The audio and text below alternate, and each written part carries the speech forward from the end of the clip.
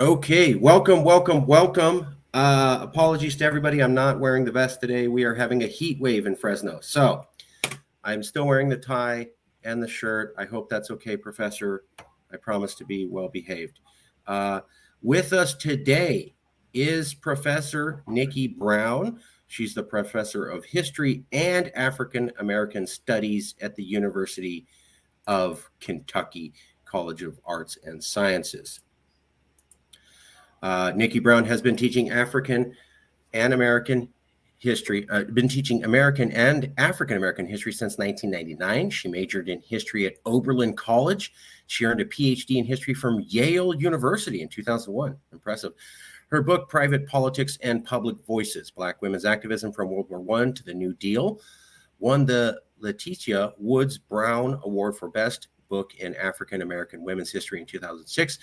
The major themes in Dr. Brown's work are gender, race, identity, representation, and politics. Dr. Brown is also a professional photographer and has recently completed a photography project on African American men in New Orleans after Hurricane Katrina. She's currently working on a book about Louisiana's civil rights movement. Dr. Brown travels often to Turkey, where she has taught civil rights history and American women's history in 2014. And she's a senior lecturer with the Fulbright CIES program. Wow, that's impressive. She's also preparing an oral history of the Afro-Turks, the African descendants of slaves in the Ottoman Empire. Some of her publications that she's worked on are Keeping Black Motherhood Out of Prison, African American Club Women Work to Abolish Convict Leasing in the Progressive Era, Life and Luck After Katrina, African American Men, Oral History, and Mentoring in New Orleans, 2010 to 2014.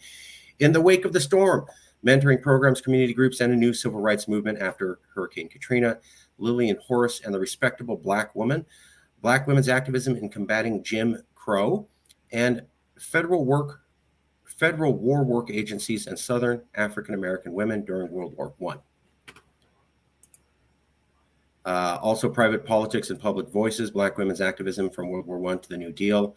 And she was also co-editor and contributor to the Jim Crow Encyclopedia. The encyclopedia chronicles the segregation of African Americans and other people of color in American public and political life by describing Jim Crow's effects in approximately 350 entries, including people, laws, issues, events, iconography, art, and terminology.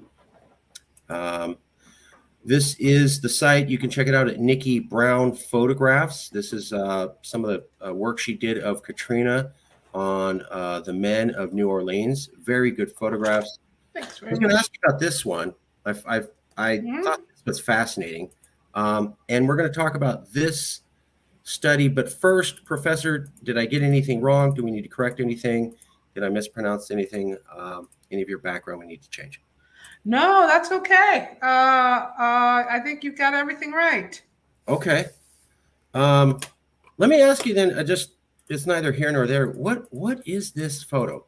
I'm a big history buff, and this grabbed me. Is this a historical photo? No, I took that photo. Okay. What are we looking at here? This looks like an ancestor. She's holding up a picture of an ancestor. Oh, she's holding up a picture of herself. Oh, wow. Yeah. Okay. I didn't get that. That's okay. That's okay. I think that's part of maybe what the photograph is communicating is that, she's holding up an image of her former self. Although she's doing pretty well now. That woman there, her name is Aisha, and she is an Afro-Turk, meaning that she is the descendant of enslaved people in the Ottoman Empire. The Ottoman Empire had a pretty vibrant slave trade through Eastern and Central Africa, and she is one of the descendants of the slave trade or enslaved people from the late 19th and early 20th century. And she lives in Turkey now. And that's one of my next projects. Why Turkey? I'm not very familiar with anybody from America being, super experienced with Turkish history. You seem to be very involved with Turkish history. How did that? What's the fascination with Turkey? How'd that happen? Well, I would flip the conversation a little, or the question a little bit on its head. I really am interested in the African diaspora, and I feel like the African diaspora has touched nearly every part of the globe. When I first went to Turkey in 2014, I had no idea that the Afro Turks were a part of sort of the Turkish population, and that is because in Turkey, their census does not ask about race Right. or ethnicity, and so they are not officially listed as being Afro Turks, but their community is actually pretty large. And so, starting in 2014, I would go there about once a year, sometimes twice a year, to conduct oral histories and to get more information about their lives and their histories, and to try to talk about being more visible. Their community that would like to be acknowledged as a part of Turkish heritage, but they also recognize but they also promote this idea that they are first and foremost Turkish people. I think the way that they would say it is that they are Muslim first, they are Turkish second, and they are of African descent third. That makes sense. Wow, that's fascinating.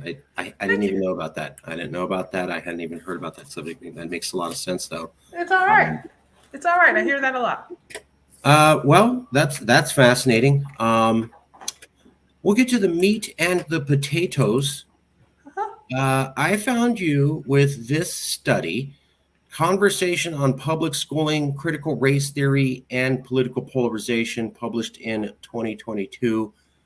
Uh, Over the past year, the teaching of critical race theory in public schools has become a hot button political issue, dividing parents, teachers, and school board officials alike, sparking a national conversation about who should determine the content of public school curriculum, and leading to the introduction of legislation that would limit what could be taught in Kentucky classrooms. The Cooperative for the Humanities and Social Sciences seeks to bring together scholars and community members to discuss critical social problems, in this case, the influence of political polarization on public school curriculum. We will discuss what exactly critical race theory is, seek to understand why legislation affecting school curriculum is being introduced in Kentucky, and explore what its impacts might be.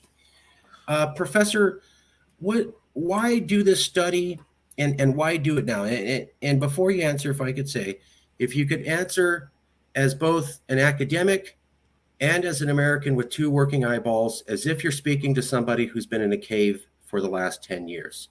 What's going on in America now? What is critical race theory? Why are people debating it? Why is it a hot button issue? Um, Talk to me like I haven't been in the country for a couple of years. What's going on?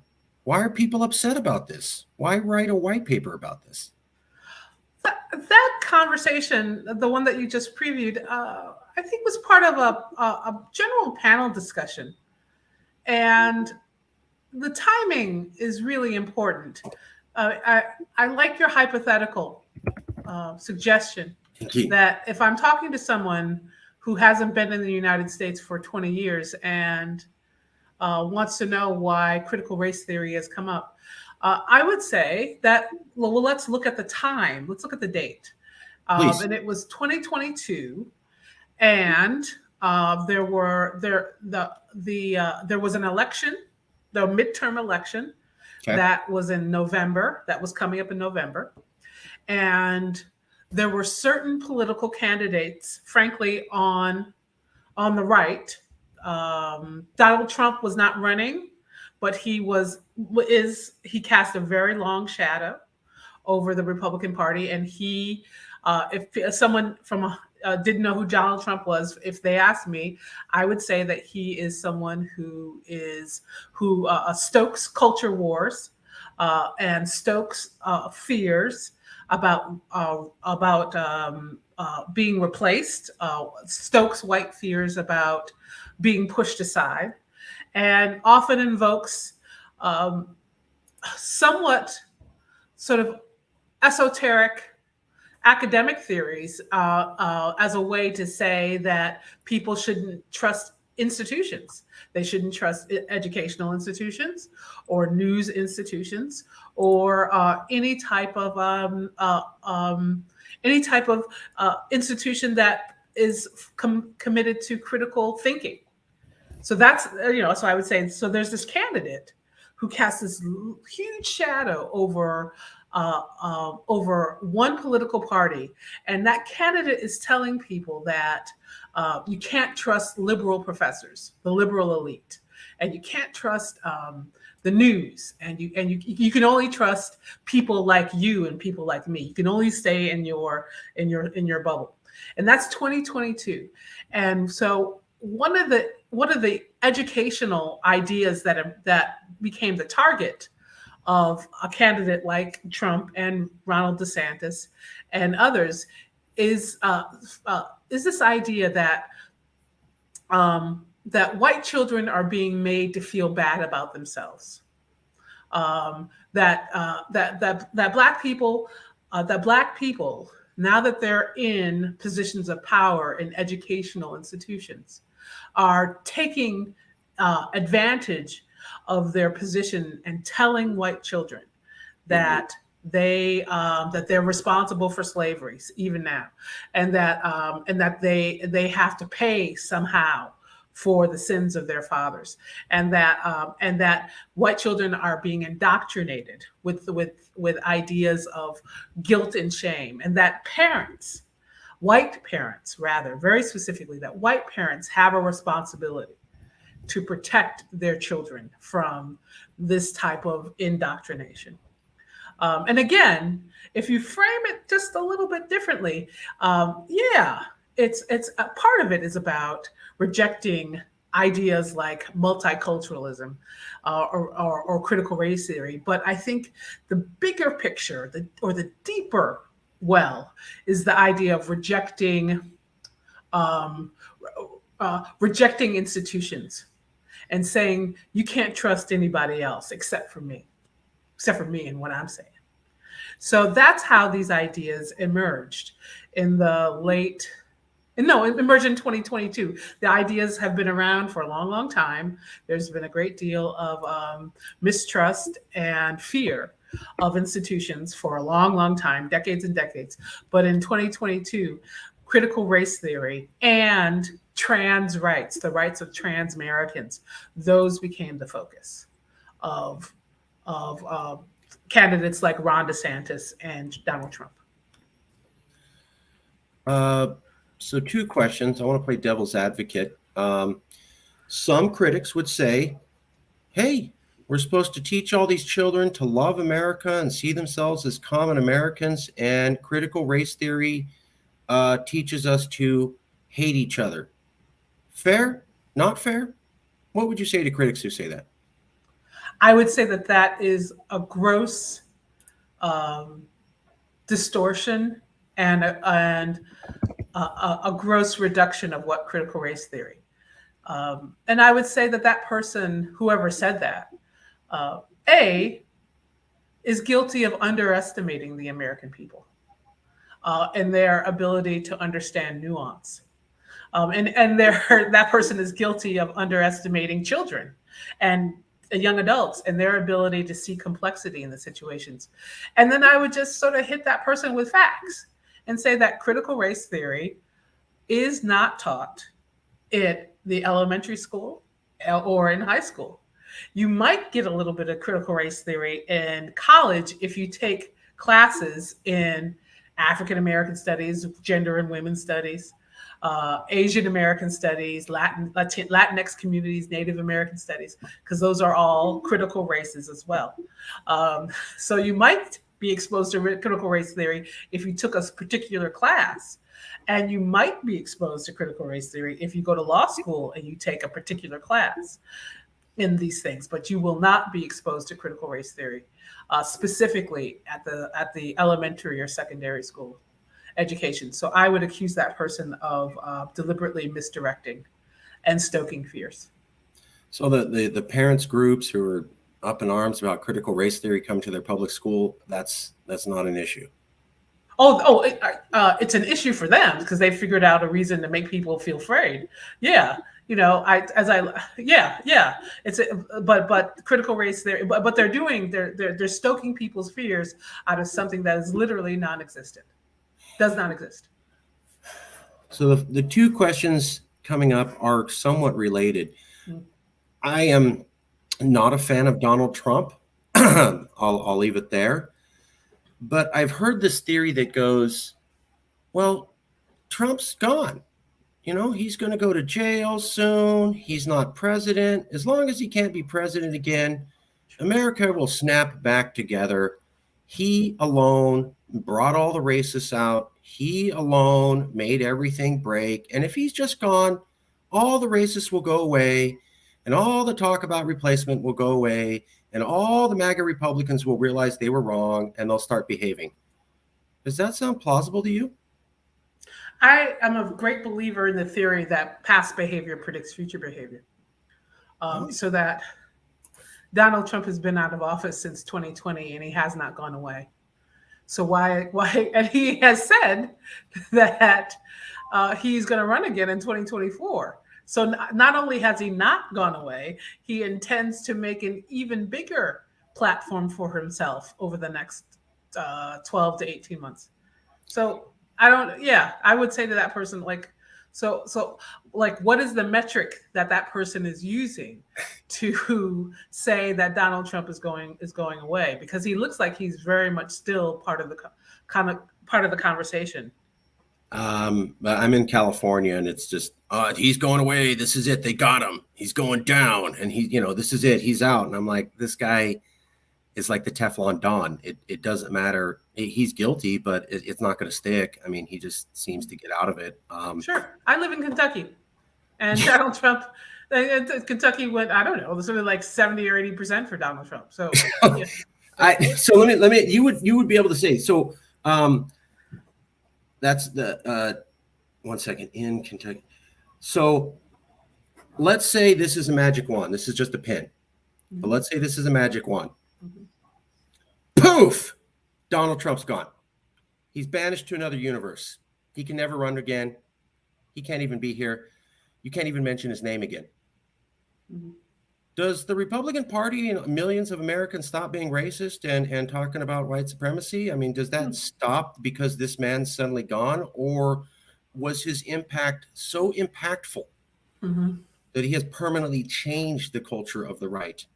And they will continue themes that he espoused to them long past his demise. I would ask that person to, again, consider the premise of that question. Is the premise of the question that racism came to the fore with Donald Trump as its standard bearer, so that if you took Donald Trump out of the equation, racism will have disappeared? Is that what that question is about? There's a lot of people in California who believe that. I personally don't, but there's a lot of people here who think. So my opinion doesn't matter. I thought I would ask a professor. You get rid of one man and racism suddenly, poof, disappears in America? I would like to talk to that person. Okay. Let me get a conversation with 20 million Californians. I'll hook that up for the next show. But I wanted to ask you because it seems crazy to me that you get rid of one guy and then he's the boogeyman and everything disappears. I was talking to someone the other day and they were saying, look, I'm more worried about DeSantis than Trump. As you should be. Oh, as they should. Why would you say that, Professor? All I hear, Trump is the worst thing ever. America worked perfectly. We were in a state of nature before he came along, and he alone destroyed everything. We never had racism before him. What is this idea that Ron DeSantis could possibly be engaging the culture war worse than Trump? What are you talking about? Well, in terms of actual power of policy.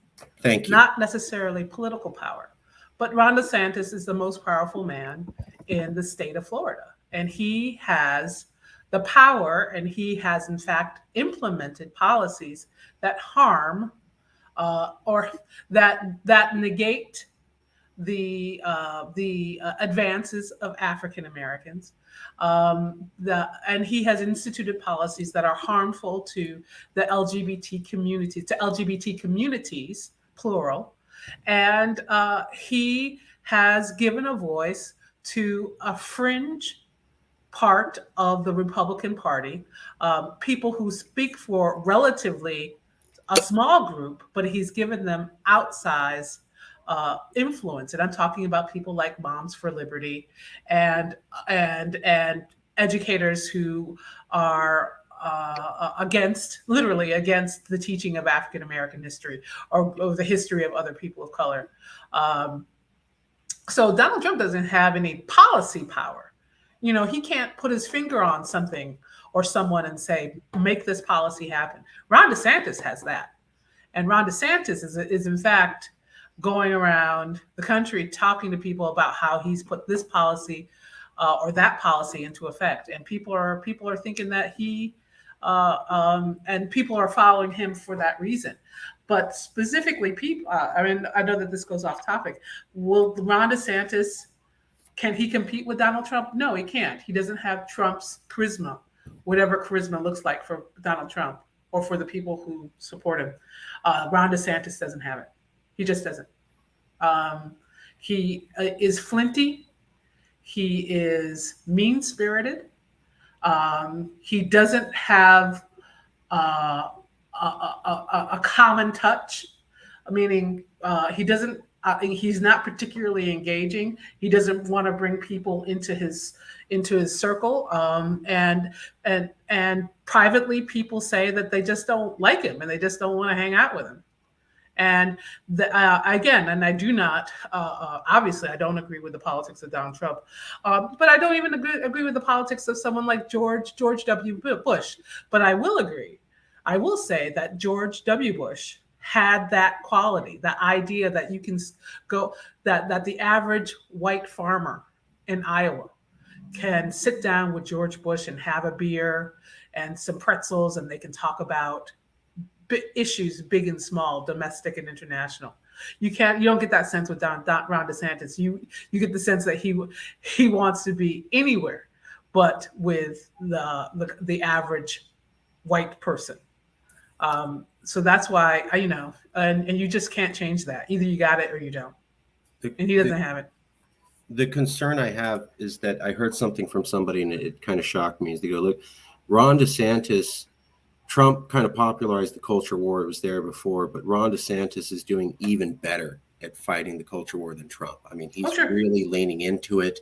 He's pushing it. And I'm like, so this idea that Trump's ideology goes away with Trump, and they go, no, DeSantis is poking at all the same things Trump did, and he's doing a better job at it. Yes. Fair criticism? Yes, he is. He's doing a much better job with it. But I don't know that he's going to advance beyond the Republican primary. Sure. On the other hand, I don't live in Iowa, or I don't live in places like I do live in Kentucky, but I don't live in places that are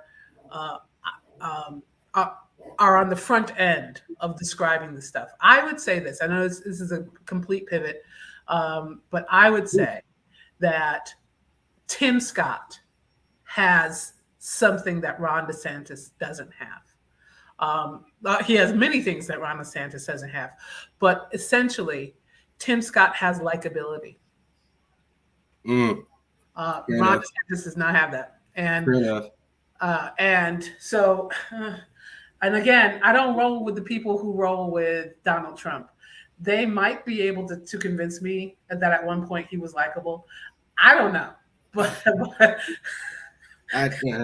Trump, I don't know. Trump in the 1980s seems, I mean, he was a Democrat at one point. Yeah. He's exactly. He's certainly a chameleon. Yeah. And certainly a leopard who can change his spots when he needs to. Yeah. The thing we're talking about, the culture war, and I see CRT as a big part of a culture war. And I'm concerned that there was a lot of talk, especially in California, you get rid of the orange one and it's going to go back to place. And what it looks like is he's changed the culture of the Republican Party so much that even if he's gone, there's other politicians like DeSantis who go, you know what, culture war is the way to win. It's not about policies. It's not about governance. It's about culture war. That's how I get in. Trump could not be here. People could never talk about Trump, but it's a party who's primed a culture to the idea of culture war, and they're just ready for another politician to jump in and lead them in that direction, and they're ready to go. Does that seem fair or an unfair characterization? Well, I would say, yeah, I would say it's a fair characterization because I think embedded in the question that you just asked me was how deep do these culture war roots really run? And these culture war roots run hundreds of years. Literally 100 years ago, in 1923, the United States was embroiled in the same questions and had passed in 1924 and 1929 a series of acts that drastically limited the immigration of people from Central and Eastern Europe because Americans were fearful of communism and Right. thought that communists were coming from Central and Eastern Europe. And you can even go 100 years before that to 1823, when America, much smaller country, but still was fighting this idea of like, who are we and what makes us American? And there was an election in 1824 and I think in 1828 about who was a part of the in crowd and who wasn't. And a key figure who was also supposed to be in 1824, who's also supposed to be a man of the people, a guy who speaks to the people of the United States, was Andrew Jackson. Slave owner, bane to the existence of many Native American groups, particularly in Mississippi and Alabama. Thank you. I'm part Choctaw, so yeah. He was, led these wars, and is remembered as an American hero in New Orleans, where I used to live. There's a whole square named after him, Jackson Square. For other groups of people, he is a genocidal maniac. So these culture wars go very, very deep, and Donald Trump and Ron DeSantis are just another iteration of that. I think the question is, it has fascinated me for many years, is what attracts white people to people like Donald Trump? What fears are Trump and DeSantis stoking, or what answers are they providing? And I mean that in a very non-judgmental way. Like, what are they saying? What are they selling? What is Trump selling that people say, I buy into that, I'll buy that? And I think what they're saying is, what Trump and DeSantis are saying is that white people are under threat. That minority groups, or the idea of being woke, or multiculturalism, or CRT, all critical race theory, that these are all sort of big institutions that are coming to get your stuff, that are coming to get you, here to take your job, here to take your property, here to take your life savings, here to take your legacy. And they are sufficiently scaring white people and increasingly other groups to death. This idea that these institutions are coming to take your stuff, and of course they're not going to say it that way, but I think that just and the last thing I'll say is that I noticed that you interviewed Arlie Hochschild Russell, or Arlie Russell Hochschild, and she's at briefly, yeah. She wrote this terrific book, Strangers in Their Own Land. Terrific book. Yeah. In which she spent like 5 summers in Louisiana, and she is much more compassionate than I am. And she said that it's not that people are fearful in her book. She says that they're upset that it seems like other groups have jumped the line ahead of them, that Muslims or immigrants or Black people or LGBT groups have jumped the line in front of straight white people, and that white people have been standing in line long enough, and they deserve their chance at that they deserve to climb the ladder to success, and that other people are getting successful at their expense. And she said, you got to pay attention to that. You may not agree with it, but you got to pay attention to that sentiment. And in a really kind of perverse way, Donald Trump and Ron DeSantis paid attention to that feeling. I get that impression. I remember reading about Trump, and I remember the first time I sort of like clocked in that he was going to be running for president. I was reading newspaper articles, and they were from mainstream press, I guess the left press, not on the right. And they were talking about, why are all these hillbillies love hanging out with a corporate New Yorker? This guy's from New York. He wears a corporate suit. He's flying around an executive jet. Why are people in the middle of Kentucky, rural hillbilly? They love him. And they couldn't get it. They're like, but you wear a suit and look like you're from New York, and you look like you work on a farm in Kentucky. You guys have nothing in common with each other. Why are you guys hugging each other and high-fiving like within 5 minutes of meeting each other? And a theory is Trump spoke to them. They wanted to hear certain things, and he was saying it. And it was, you're being replaced. We're both white, and we're both going to be replaced, and we have that in common, even though people may only see these surface differences of the way we dressed. You know, we have this skin cultural thing that connects us, and that might be a reason. I remember seeing what was it, not Charlottesville, the one where the guys, the Unite the Right rally, where they had the Charlottesville, and I thought it was so. That's when I started paying a little bit more attention, because they were going, Jews will not replace us, and I'm like, what?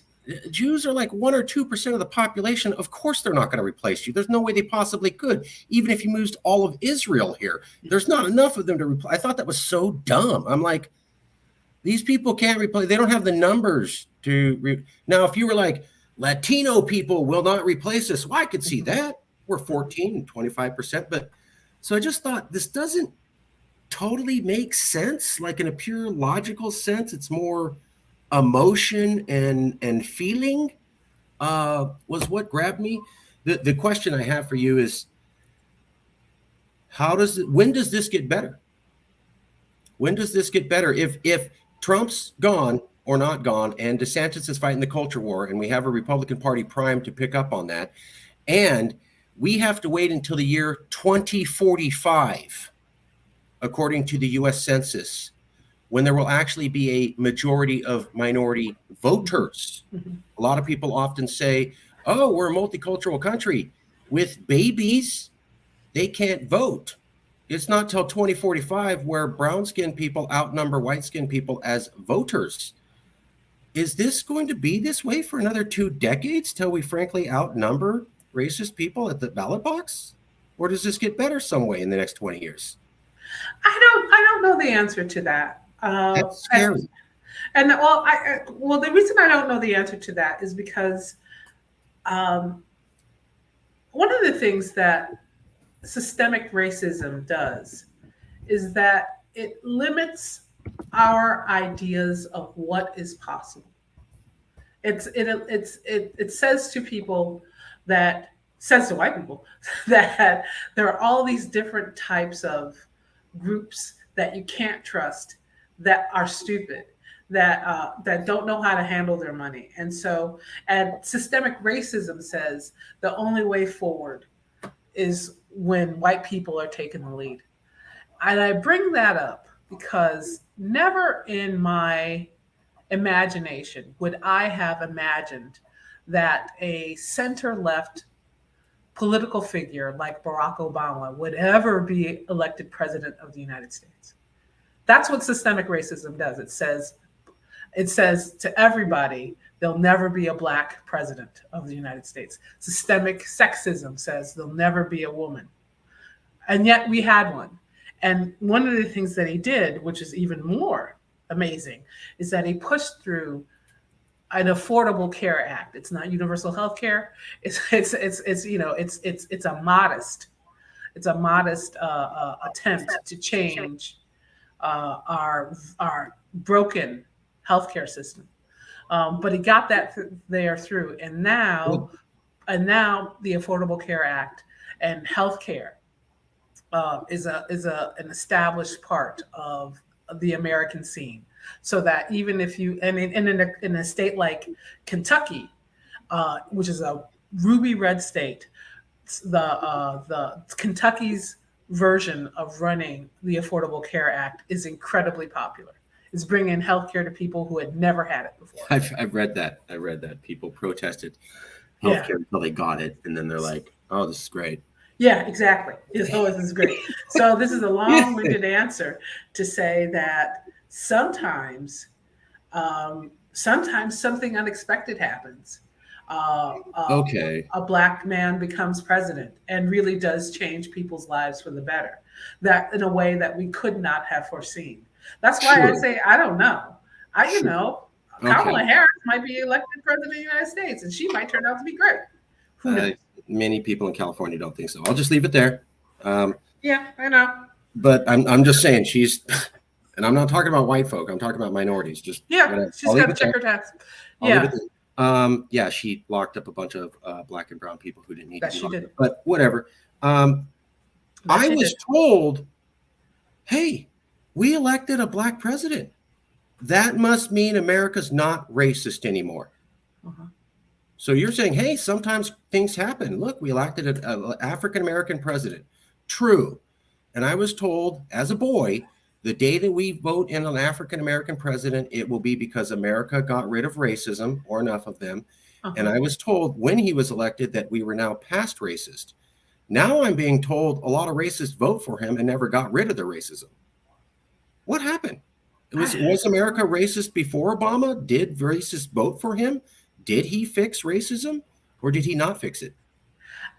I would say that that part of the answer to your question lies in what happened after Obama. So we had 2 terms of a center, maybe center left He candidate, was mostly I center. consider him totally centrist. I Yeah, a centrist. politically, Okay, I believe whether you can criticize him, but the man was a centrist in my opinion. sure. So we have 2 terms of a centrist president, I feel. and, and a 1 term, and and then the very next cycle, you had someone who was from the far right, meaning that the pendulum swung the other way, and he got through.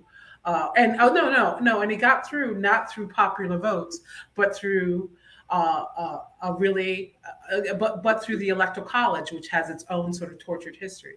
But still, the idea that Donald Trump should not have gotten anywhere close to Hillary Clinton. He thought that he was going to lose. He was surprised when he won. But the point is that at some point the country was moving forward, and then took several steps backwards with Donald Trump. And so I think that that is probably the answer to your previous question, which is that there's going to be some progress forward, and then there's going to the pendulum is going to swing backwards, and it's going to erase much of that progress, but not all of it. And then we're going to have a little bit more progress forward, because what happened is that after that first term of Donald Trump, then came Joe Biden. And Joe Biden, again, he's a centrist president, but he is providing goods and services that people think, oh, this might actually make my life a little bit better. Broadband internet, trying to deal with climate change. He was trying to give students all this money, or trying to give them a reprieve from their terrible student loan debt before the Supreme Court shot it down. So I think that that's how it moves at this point. We'll see what happens in 2024, but I just think that that's the way that the United States embarks upon progress. There were a lot of people who felt that there had been an arc of progress from Clinton going back in the 90s, and it was only going one direction. And for decades, it looked like we were going in one direction. And then Trump happened, and it looked like we were going backwards.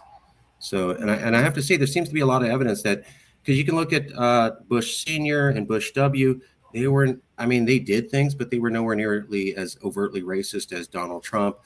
They were trying to at least make some high profile things for diversity.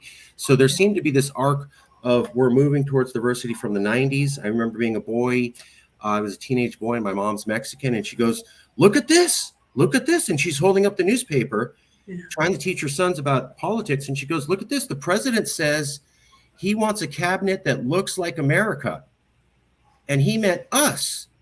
He meant people who look like us. Look at that. I remember my mom telling me that.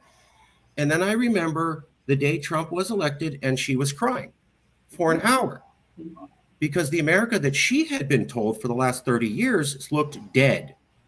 Yeah. That doesn't exactly say we go up, we go down, we go up, we go down. It looks like we were going one way and then someone blew the whole thing up. If that's the case, why do we think that we'll get back on the right trajectory? I mean, we just 30 years of progress tanked. I would say that it was the Trump's election in 2016 was particularly devastating for people who lived in California. And that, to me, indicates that for many people, they just didn't see his election coming. They really didn't, and they had good reason to. I mean, in California, the winds were not blowing in Trump's direction. They really weren't. But in 2016, I was living in Louisiana because I worked at the University of New Orleans, and I remember where I was when on the day after of the election in 2016. I was in a fairly conservative, politically conservative suburb of New Orleans, and people were breaking out and high-fiving each other. And so it just goes to show you that much of our political outlook really depends on demography. It really depends on where you're living and who you're living with. It really depends on your zip code. It really does. That's fair. But we had, you can go back to Clinton. You can go back to Bush Sr., Clinton, W, Obama. That's like 20 years of everybody basically saying, and the Democrats were way better at it than the Republicans, and the Republicans kind of begrudgingly did it, but they still seem to do it. You know, they're still, okay, we're pushing Colin Powell, we're pushing Condi Rice, say what you will. We're trying our best. It's not as good as the Democrats, but we're trying. And it looks like Trump just said, I don't care what trajectory America's been on for the last 25 years. Sure. It's all trash and garbage. Nobody had ever seen anything like that in a quarter of a century. That's got to be not a good sign that we're going in the right direction as a country, right? Like everybody thinks we're moving this way, we're moving this way. And I know for Californians, their point was this. Outside of California, a majority of America liked Donald Trump. So they're like, oh, no, Hillary won the popular vote. Yeah, only by the percentage of Californians, which means outside of California, over half of your fellow Americans like the racism that Donald Trump was putting. That's what Californians had to deal with, because we had many articles going, the only reason Clinton won the popular vote was you guys, which means without you guys, Trump would have won, which means outside of California, over half of our fellow Americans like Donald Trump. We're a majority minority state. That terrified the hell out of people. Mm-hmm. And what I'm looking at them and going, why should they believe it's going to get better? Here's DeSantis fighting the culture war again. We had January 6th, Republicans condemned it, and then they walked back the condemnation. And they walked back the condemnation on Trump. Why should we believe that these people are ever going to come back to their senses again? Maybe the trajectory of history's snapped permanently. What would you tell the Californians who are worried about that? What I hear in your question is disbelief and confusion. And for many people, some real trauma that happened. And California was on the front lines of that trauma. Immigrant communities. I don't even like the word immigrant communities, but states like California, Texas, Arizona, New Mexico saw what happened when Trump increased the presence of security and the police presence, the police forces right. on the border between the United States and Mexico, and frankly, put babies in cages. Thank you. Biden does the same thing, but he does. Yeah, he does. And he does. So what I hear in your question is, why should we trust institutions if the institutions are made up of people and the people elected Donald Trump? Yeah, why and we're living in a country where over half of America outside of California like Donald Trump. And we were told with the 2020 election, oh, massive repudiation of Trump. Americans are going to learn he's racist and they're going to kick him out. Sorry, that didn't happen. I understand the media kept putting this, oh, record turnout for Biden. Yeah, he won by like 1.2% over half. That's not a repudiation. The day after the election, if you looked at the European coverage of the 2020 election and compared it to the American coverage, totally different. In America, we were like, yeah, Biden won. We repudiated Trump. In all of Europe, they're like, what are you guys smoking? I'm sorry, repudiation means 70%, 80% of the country. You got 1.5% over half. You guys didn't repudiate anything. You haven't learned nothing. You're no changed at all. That was all over German and French and English news. You didn't see any of that in America, but all of our allies were like, you guys said you were going to repudiate him. I'm sorry. 52% of the vote is not a repudiation. Sure. No one's tricked here in Europe. No one buys that. But in America, patting ourselves on the back, look at us. Look what we did. None of our allies bought it. Who's wrong? Who's got it wrong? The Europeans got it wrong? We actually did repudiate Trump? Or do the Europeans have it right and America just doesn't want to hear how big a problem we have? We have a very big problem.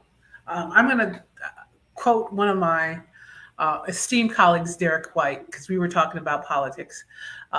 He's a professor of race and sport. I think he's written a couple of books on football, African American football coaches, particularly at HBCUs.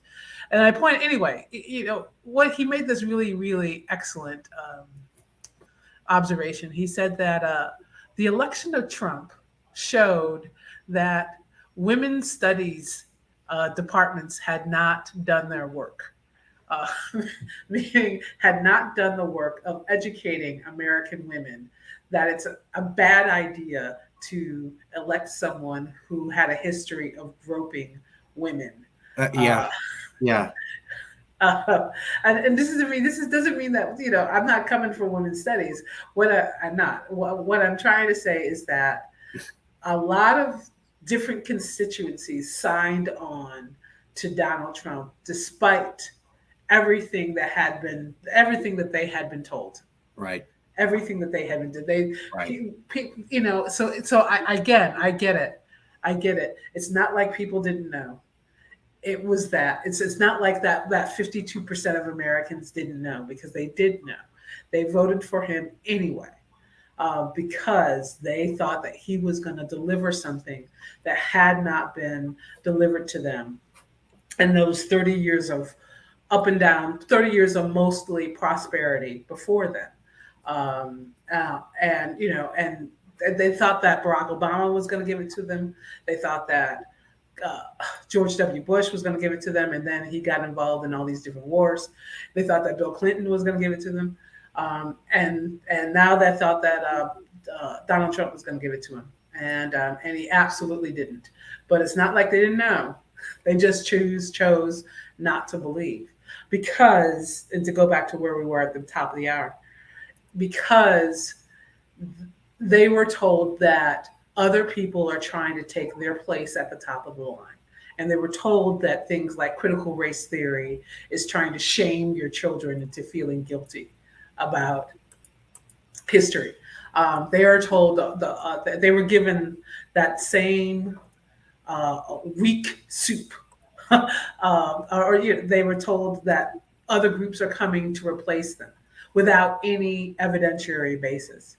And frankly, the middle class was getting squeezed, and the working class people were losing ground, and they had to blame somebody.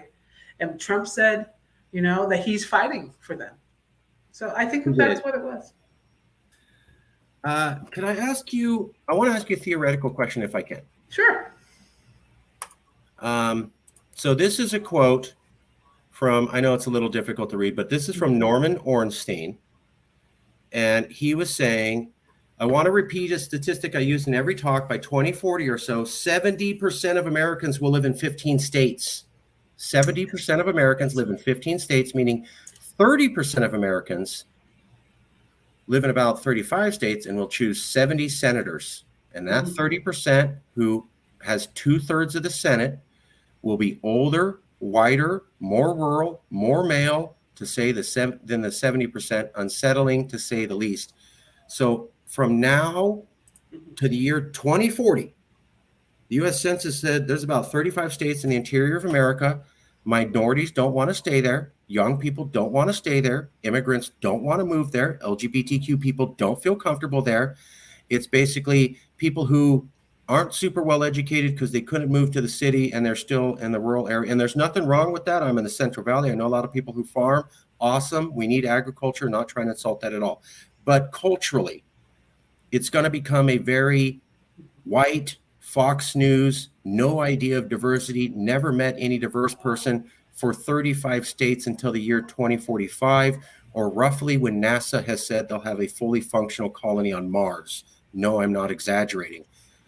Looking at that and giving the support Trump had, the support DeSantis has, this looks like things are going to be bad for another 2 decades. Before you answer, I want to throw 2 more facts at you. Sure. There's this country called Fiji. It was a British colony. The British went there and they basically colonized it, and they put a lot of Indians from India in there in order as workers. Then they got decolonized and they're their own country. Well, all those Indians are still there, but now they're 5th, 6th, 7th generation. That's the only home they've ever known. They don't know India. So things were cool for a while. And then roughly in the 1990s, it used to be, and I might be getting the side wrong, but basically the Fijians, the native Fijians were like 60% of the population, and the Indians were 40%. Everything was fine. When the Indians start growing in population and start becoming 42, 45, 47, 49% of the population, and the Fijians start going from 60% of the population, and they start dropping and dropping and dropping down to 52%, that's when you had a civil war. Mm-hmm. They went from, there was a clear majority and a clear minority. And then when the population demographics started shifting to where the majority that used to be in charge was losing power and they weren't necessarily the dominant force. And then as they got closer and closer to even, that's when people were shooting at each other. It didn't stop until the demographics had flipped, and clearly the Fijians were the minority and clearly the Indians were the majority. So Fijians 60%. Civil war doesn't stop until Fijians now at 40%, Indians at 60%. When they're close to like 45, 55%, it's a lot of pew, pew, pew, pew, pew. There's a place called California in the 1990s. Exact same demographic trend. There was a group called white people, and they were the majority. And in the 90s, they were going from dominant majority down to 50%, then down to 49, then down to 48. I was in California in the 90s. We didn't get through it until it was clear white people were the minority. It was never going back that way, and minorities were overwhelmingly the majority, and that's the only time it started to calm down. We can look at examples in California. We can look at examples in Fiji. Totally separate parts of the world follow the same trajectory. That would seem to suggest that America is going to be in this problem until the year 2045, when it's overwhelmingly dominant minority voters. An unreasonable theory, Professor? No, it's a statement of fact. What you're describing, I can't speak to Fiji. I can't. Sure. I really don't know about it. Of course not. Of course not. But if in general, if I take crazy, sure. If I take Norm Ornstein's point, and I do, and I look at some other demographic changes, what we're talking about is apartheid, and everything that represents. When 30% of the population have rule over 70% of the population in such a way that the 70% can never or have, it's incredibly difficult to crack into that that power structure that the 30% occupy. So to speak very specifically, if the Senate, the rules for electing a senator are based on the idea that is based on gerrymandering. It's Mhm. based on, well, it's called voter suppression, but I like to call it disenfranchisement, taking the vote away from certain people and never giving it back, making it difficult, so that you don't have a true representation of what goes on in a state, or so forth, or changing the rules to make it harder for certain types of people Participate. to participate. Then what you have is a system that is similar to apartheid. Not so much a racial apartheid, but most certainly sort of political apartheid. Well, no, and political apartheid can in fact become racial apartheid. Right. Because, Right. yeah, Right. because it's not just the Senate. I mean, Norm Ornstein's point is great, but what he's not saying, and he Please. probably didn't intend to say it, is that it's the House of Representatives that are also incredibly gerrymandered. So Yes. you have a Senate that is dominated by statistically a small group of people, and then you have a House of Representatives that makes the rules oftentimes, and so does the Senate, so that to keep that very small group of people in power, white upper class men. Then you have a system in which everybody who is not a white upper class man does not have the same political voice, or has zero political voice. They don't have agency. Yeah. Yeah. So what he's describing, I think, is apartheid. And is that our future? Might be. Yeah. Well, hold on. When we have a colony on Mars, supposedly everything comes back. So if you could go into a time chamber and wait for 2 decades and then come out like in that movie Idiocracy, then you would come out and everything would be just fine. Right. Well, what we haven't talked about, and we can talk about it at a different time, but no, please. What we haven't talked about is the role and the power of money to determine these political positions. We haven't talked about, I mean, that's what Norm Ornstein is also alluding to, is that it's not just that 2 senators are white and come from Wyoming, but that I think one of those, but doesn't Liz Cheney, she was a congressperson, but she was from Wyoming. And my point is that she got pushed out of the Republican Party. She was defeated because she went against Donald Trump too, and and how were they able to defeat her? With lots of money, lots and lots of money. So apartheid isn't just, I think, the amassing of political power. In our system, it's about amassing money, and money is speech, according to the Supreme Court. So, yes. Right. So we have a lot of people with a lot of money who are, we have a relatively small number of people, but they have a lot of money. And that small group of people is able to talk about, is able to shape and policy and implement policy that, of course, favors the people who are already in power, which is white men, wealthy white men. For the most part. Yeah. Yeah. I want to ask you, I only have like 2 more questions left. I really appreciate your time. I have to ask you though, you're in Kentucky, and I wanted to ask you as just a person who's been living there, an American with 2 eyeballs who's been there for a while. There's a debate going on in academia that says only the elites are polarized. It's not the people. The people aren't polarized. It's just the elites. And then I've talked to some professors out of Iowa who go, that is not true at all. I lived here for my whole life. Yeah, people, around election time, they might snip at each other a little bit, and then they got over it. When Trump came, people stopped hanging out with each other. They stopped seeing each other. And that went on for years. And it never really went back, even 2 years into Biden. Did you see that in Kentucky? Yeah, I did. Yeah. Fox News has a huge role to play in this, because prior to January 6th, Fox News was Trump's biggest mouthpiece, or that and Twitter. Yes, So ma'am. Yes, ma'am. he was able to spread these falsehoods and lies and misdirections through Fox News, or if Fox News was happy to do it.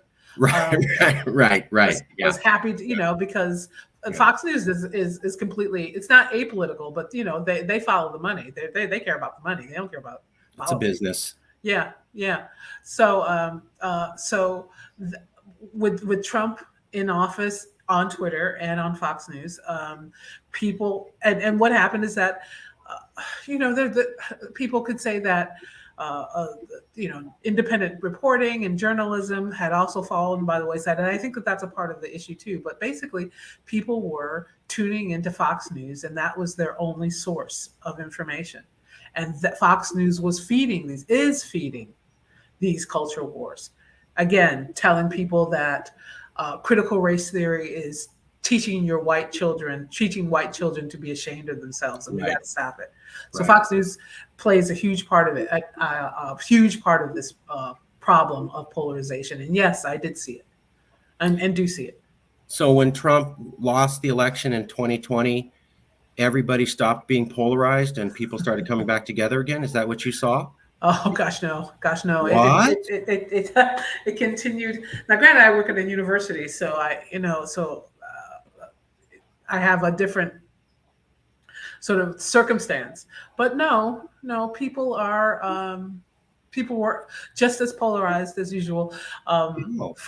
In Kentucky, the lines of polarization are also drawn along religious conviction, and so Christian nationalism or Christianity also plays a role in the division. So going back to our early part of the conversation, it wouldn't matter if Trump or even DeSantis was taken out of the conversation, because there's going to be somebody else, someone who's deeply Christian, not just deeply Christian, but someone who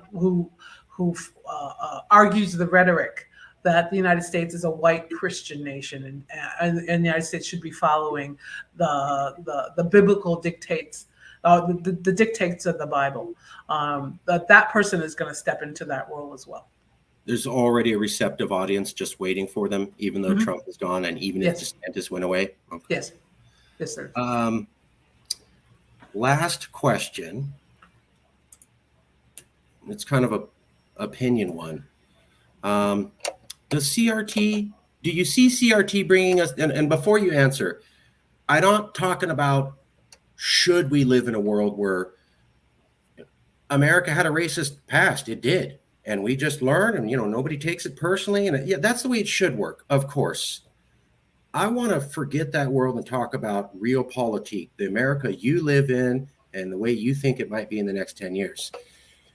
Is critical race theory going to be something that brings us all together? Hey, we have a common understanding of America, or is it going to be used as a weapon to constantly punch each other and pull us apart?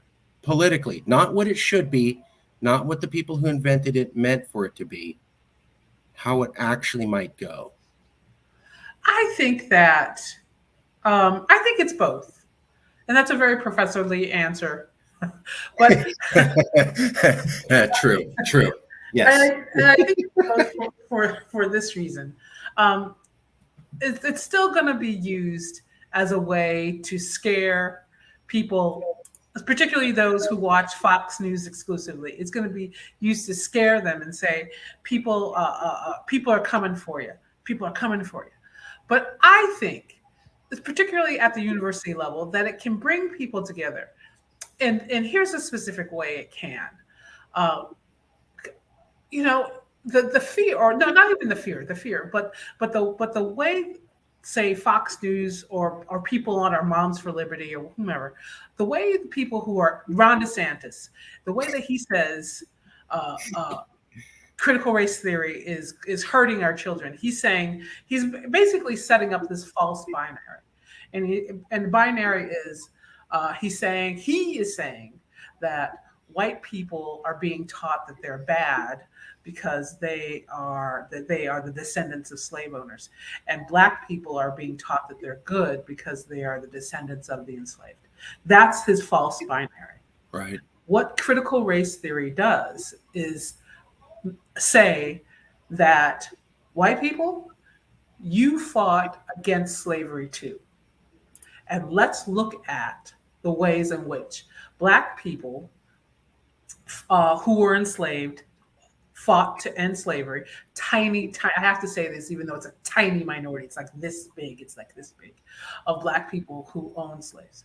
But for the most part, Black people were enslaved and they worked with white people who had rejected slavery.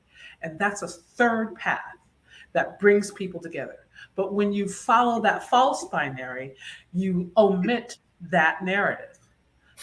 But there is, of course, tons of historical documents that show how whites hated slavery, Native Americans hated slavery, Asian Americans hated slavery, Latino Americans hated slavery.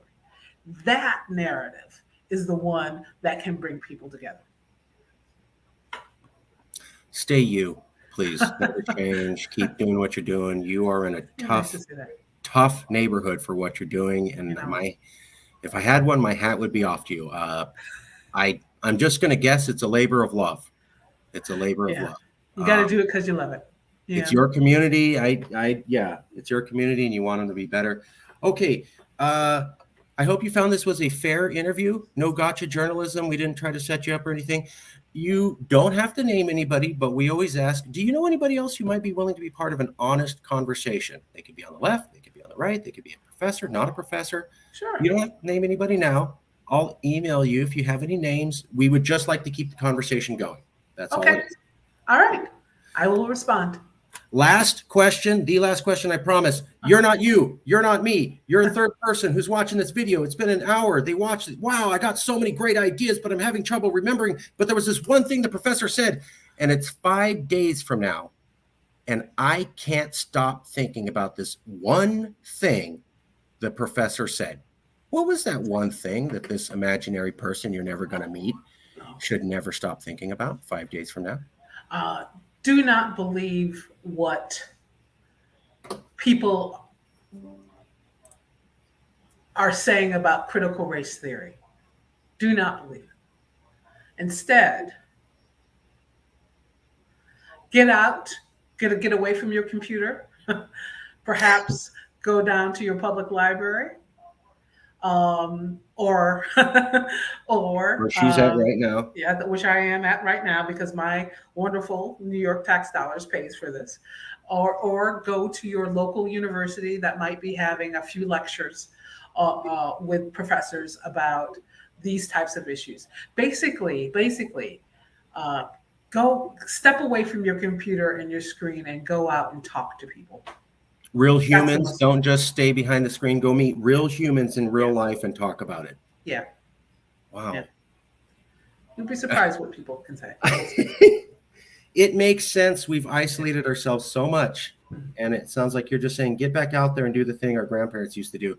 You actually meet people and you get to know them, whether I like them or not. You actually have to talk to them and interface. Absolutely. Absolutely. We'll leave it there. Thank you very much, Professor. Thank you for your time. I know you're very busy. Thank you very much for your time. I'll email you shortly with a copy of the video. And if you have any recommendations, we'll go from there. All right. Thank you so much. It's been my pleasure. I appreciate it. Okay. We'll leave it there, folks, and we'll see you soon. Okay. All right. Bye-bye. Bye.